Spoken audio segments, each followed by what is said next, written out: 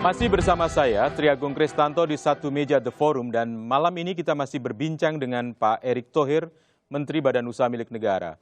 Pak Erick, kita lanjutkan percakapan kita, Pak Erick. Kalau kita membaca data, ada 142 badan usaha milik negara, Pak Erick. Apakah dalam upaya pemberantasan corona baru ini, virus corona baru ini, seluruh badan usaha milik negara itu terlibat, Pak Erick? Ya, mau tidak mau mayoritas terlibat. Saya tidak bisa satu-satu secara spesifik, tapi contohnya saja. Garuda walaupun dengan kondisi hari ini turis tidak bisa maksimal, tapi kalau kita lihat berapa kali kan Garuda membantu pemulangan warga Indonesia yang ada di luar kan. Dan juga kita kemarin juga membantu membawa barang-barang sumbangan dari Cina yang cukup banyak dan masih terus berlangsung. Kalau kita lihat juga hari ini Bank Mandiri dengan asuransi Akta Mandiri, kita memberikan bantuan asuransi kepada tenaga medis, dokter dan perawat yang sedang menjadi pejuang pahlawan bangsa di garis depan dengan memberikan asuransi kepada mereka selain tentu yang sudah diberikan pada pemerintah.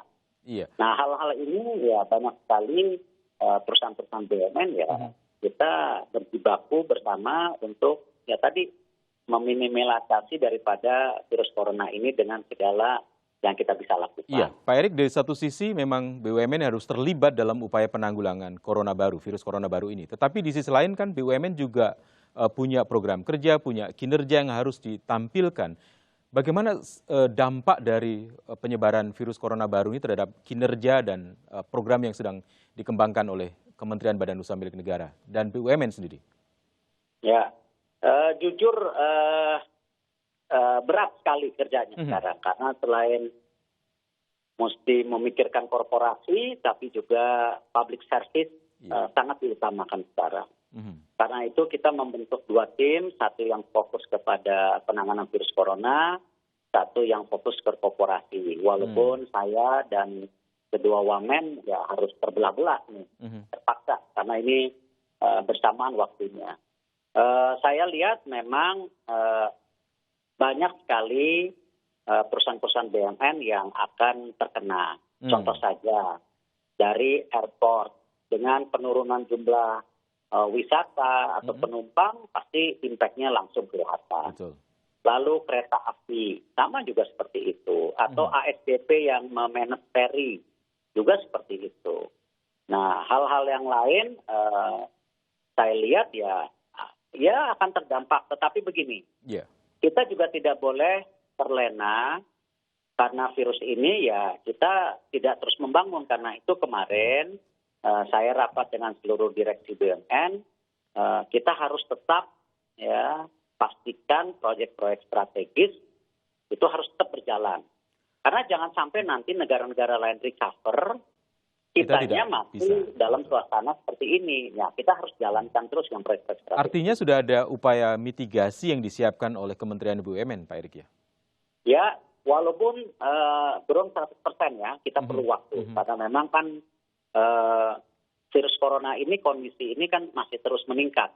Ya, jadi ya setiap minggu kita ada rapat, setiap hari kita membuka data hari ini untuk memastikan antara korporasi berjalan dan juga antara public service-nya juga harus terdepan. Nah, ini yang tidak mudah.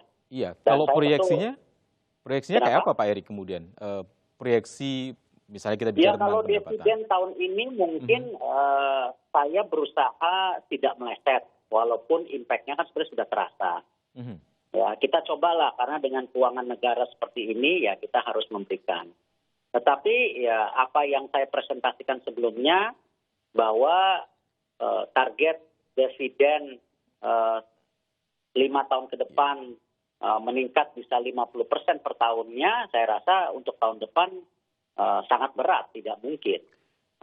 Karena ya pasti semuanya akan terimpact dari hal-hal yang ada di Kementerian BUMN, terutama di perusahaan BUMN.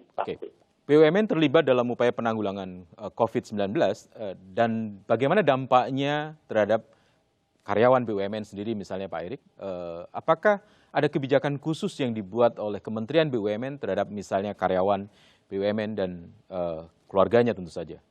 Ya, kita sudah mendahului sebenarnya hampir 1 bulan ini Kementerian BUMN melakukan work from home, ya, tinggal di rumah untuk bekerja. Sekarang mungkin tinggal di bawah 15% yang bekerja di kementerian. Dan semua perusahaan-perusahaan BUMN juga sudah dari 3 minggu yang lalu kita minta dan haruskan mereka melakukan hal yang sama. Karena kita juga tidak mau, mohon maaf, tim daripada BUMN, ya, karyawan yang sudah bekerja keras juga tidak kita jaga. Dan kita punya sistem monitoring yang ada di BUMN secara internal, angkanya juga cukup meningkat yang maksudnya yang terkena.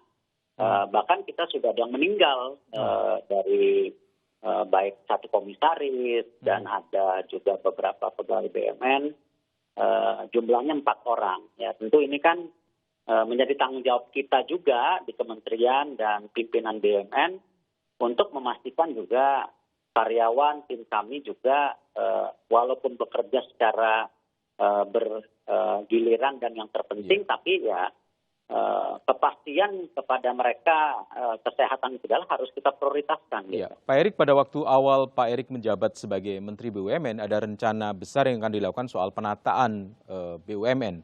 Apakah dengan situasi ini kemudian program itu akan tetap dijalankan atau kemudian terpaksa harus di posisi yang seperti sekarang aja? Nah, justru saatnya sangat tepat hari ini. Itu yang kita mulai dari awal dengan jumlah 142 BUMN dengan 600-800 anak dan cucu perusahaan, itu sesuatu yang tidak mungkin. Kita harus segera melakukan tadi istilahnya apakah merger, likuidasi, atau mungkin memfokuskan line of bisnisnya.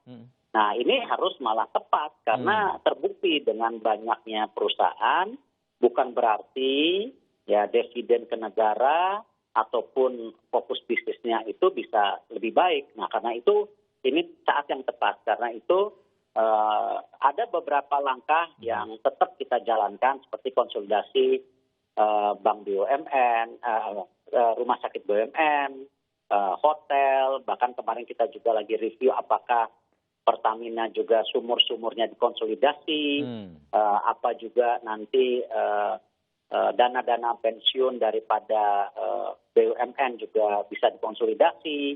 Nah, kita akan lakukan ini karena jangan sampai momen ini justru tidak menjadi momen yang baik untuk kita juga berintrospeksi diri, membuka wacana bahwa dengan kita makin solid justru kita bisa lebih stabil. Artinya ketika kemudian seperti ini.